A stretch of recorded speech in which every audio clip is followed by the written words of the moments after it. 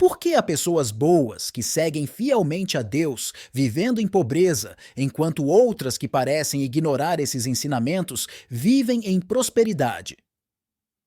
Isso me parece uma grande injustiça. Essa é uma questão que muitos se perguntam. A Bíblia aborda esse tema em diversos momentos. Por exemplo, no livro de Jó, vemos um homem justo sofrendo terríveis adversidades. Isso nos ensina que a bondade e a fé não são garantias de uma vida sem dificuldades materiais. Mas isso não parece justo. Por que as recompensas não são proporcionais à bondade ou à fé de uma pessoa? Em Mateus capítulo 5, versículo 45, Jesus diz que Deus faz o sol nascer sobre maus e bons e faz chover sobre justos e injustos. Isso sugere que as bênçãos e os desafios da vida muitas vezes vêm independentemente do nosso comportamento. Na visão cristã, a verdadeira recompensa da fé não é necessariamente material, mas espiritual e eterna. Então a riqueza material não deve ser vista como um sinal de favor divino? Exatamente. Na verdade, em muitas tradições religiosas e filosóficas, a riqueza material é vista como algo que pode desviar a atenção do que é verdadeiramente importante. Por exemplo, em 1 Timóteo capítulo 6, versículo 10, é dito que o amor ao dinheiro é a raiz de todos os males. Isso não significa que o dinheiro em si é mau, mas sim o apego excessivo a ele. Mas como isso ajuda aqueles que sofrem com a pobreza enquanto mantêm sua fé?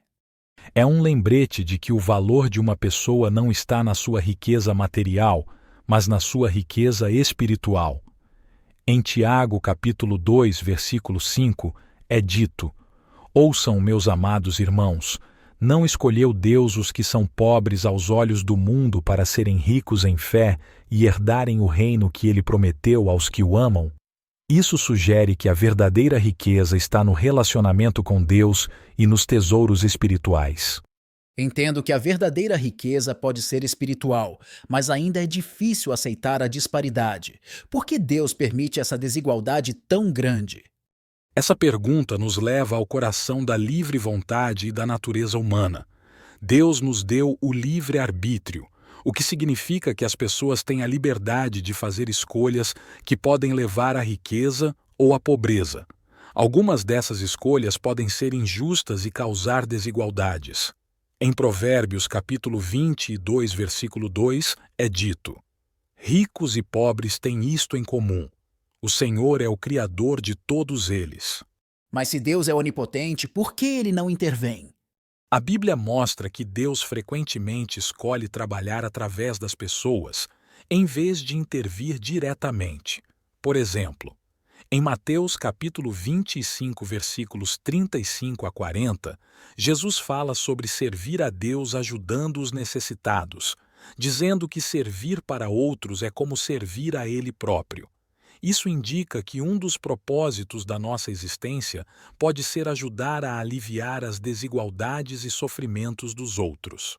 Então, a presença da pobreza e da riqueza pode ser uma oportunidade para praticarmos a bondade e a misericórdia? Sim, pode ser vista dessa maneira. A presença de desigualdade no mundo é um convite constante para a compaixão, generosidade e justiça. Em 1 João, capítulo 3, versículos 17 e 18, lemos: Se alguém possui bens materiais e vê seu irmão necessitado, mas tem o coração fechado para ele, como pode estar nele o amor de Deus?